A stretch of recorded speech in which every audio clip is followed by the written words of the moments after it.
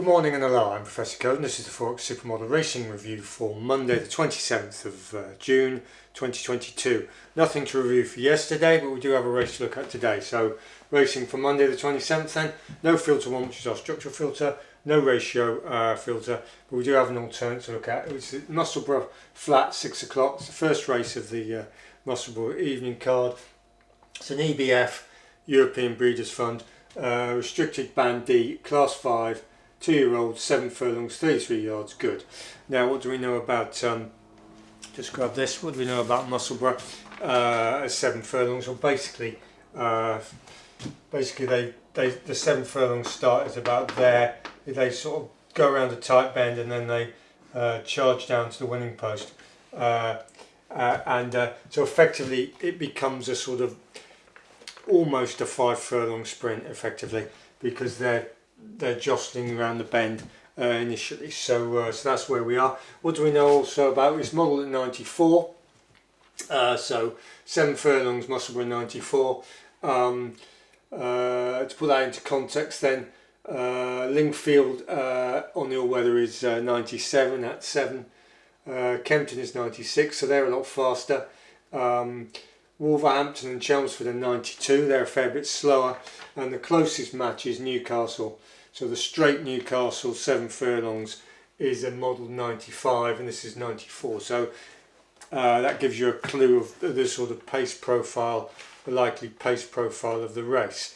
But bear in mind that bend sort of adds a little new dimension to it, so it sort of alters it. It's probably a little bit quicker than 94.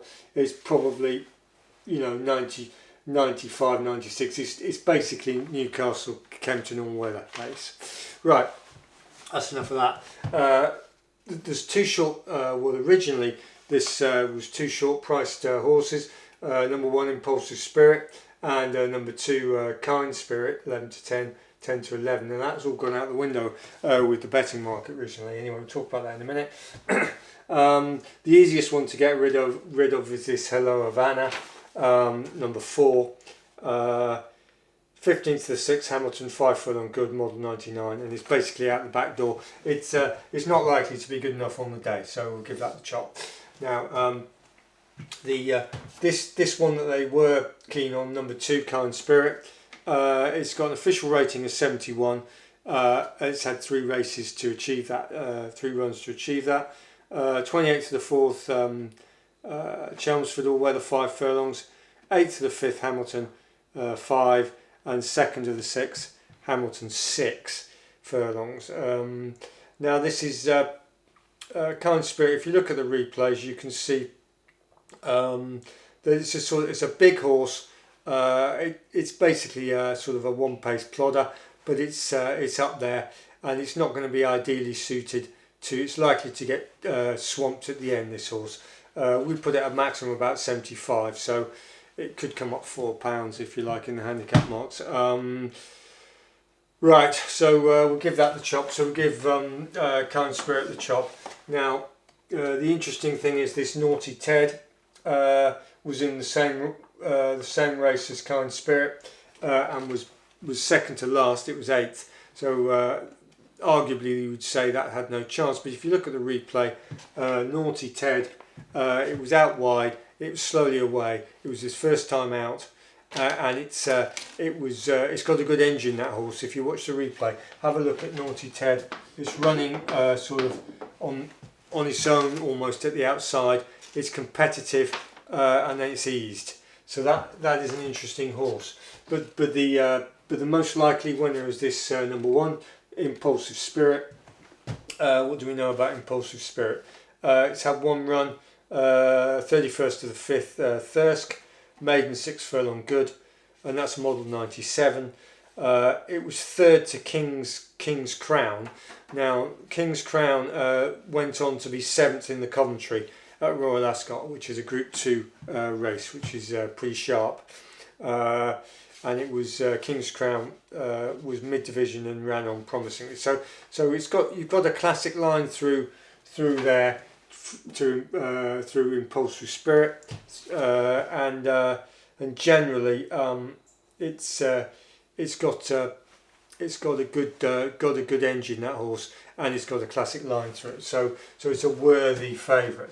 Now, we were going to use Impulsive Spirit as a break-even hedge to have a go at this Naughty Ted at 25 to 1. The market has got ahead of us. This horse has come, Mighty Ted's been dropped down to about 11 or 12 to 1, and Impulsive Spirit's been chomped down to about 4 to 5 or lower. So this is the problem. So this is the most likely winner, Impulsive Spirit. And we were going to use that as roughly an evens break even into this Naughty Ted at about 20 to 1 or so. But the prices are pretty much gone. Impulsive Spirit's sort of likely to be about 8 to 13 or something, and Naughty Ted is coming to about 12s. So depending on how that goes, if these come back out, if Impulsive Spirit goes out to about 4 to 5 again, 10 to 11 ideally, knocking on the door evens, then we'll use that approach and have a go on 0.25 a unit Impulsive Spirit and an equivalent amount on Naughty Ted as the profit boost. But at the moment, all the profit has been sucked out of that trade, and unfortunately, and that's our analysis for the day. So you can keep an eye on that. But basically, Musselburgh 6 o'clock. The most likely winner is this Impulsive Spirit.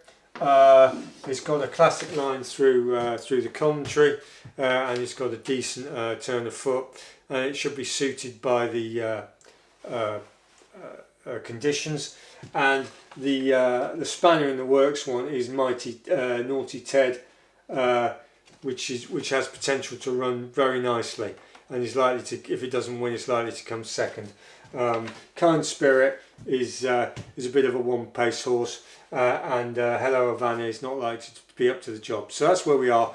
We're probably going to end up having to dodge this because all the price profit has been sucked out of it.